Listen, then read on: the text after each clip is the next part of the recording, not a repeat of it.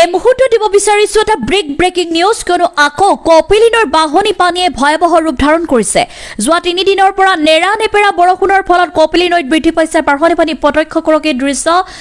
কপিলিনৰ বাহনী পানীয়ে বৰ্তমান ভয়ংকৰ ৰূপ ধাৰণ কৰিছে আৰু চাৰিওফালে কেৱল পানী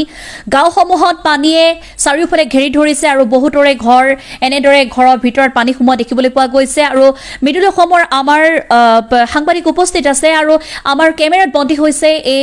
ভয়াৱহ দৃশ্য অৰ্থাৎ দুখ লগা দৃশ্য আমাৰ কেমেৰাত বন্দী হৈছে প্ৰত্যক্ষ কৰক এই দৃশ্যটিলৈ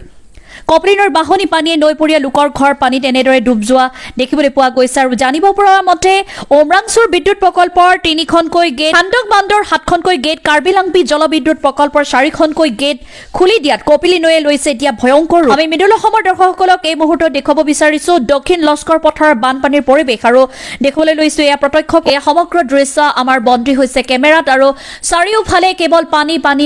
আৰু পানীৰ মাজত এনেদৰে জীৱন কটাইছে অৰ্থাৎ গাঁওবাসী এনেদৰে জীৱন কটাইছে বিপদসংকুল পৰিৱেশে তেওঁলোকে সকলোৱে এনেদৰে বাস কৰি আছে আমাৰ মৃদুল অসমৰ কেমেৰাত বন্দী হৈছে এয়া দুখ লগা ছবি প্ৰত্যক্ষ কৰক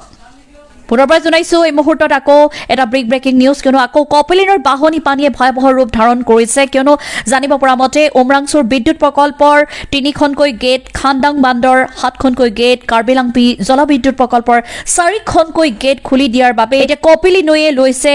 ভয়ংকৰ ৰূপ আমি মৃদুল অসমৰ দৰ্শকসকলক এই মুহূৰ্তত দক্ষিণ লস্কৰ পথাৰৰ বানপানীৰ পৰিৱেশ দেখুৱাবলৈ চেষ্টা কৰিছো এয়া প্ৰত্যক্ষ কৰক সমগ্ৰ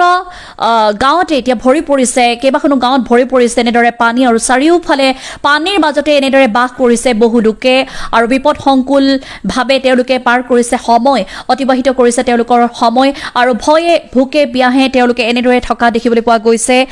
পুনৰবাৰ জনাইছো এই মুহূৰ্তত এটা দুখদায়ক খবৰ কিয়নো আকৌ কপিলিনৰ বাহনী পানীয়ে এনেদৰে ভয়ংকৰ ৰূপ ধাৰণ কৰিছে news desk report Mridul Assam